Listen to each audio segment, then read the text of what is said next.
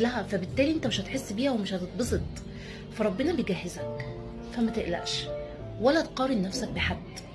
ما تقارنش نفسك بحد، قارن نفسك بنفسك، قارن نفسك بنفسك بتاعت امبارح، قارن نفسك بنفسك بعد شهر، بعد سنة، قبل سنة كنت ايه وبعد سنة كنت ايه، وهكذا عشان تتطور.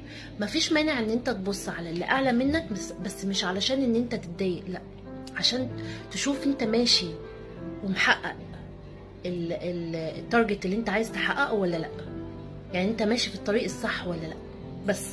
بس علشان كده، لكن مش عشان انك تتضايق او تحس انك قليل.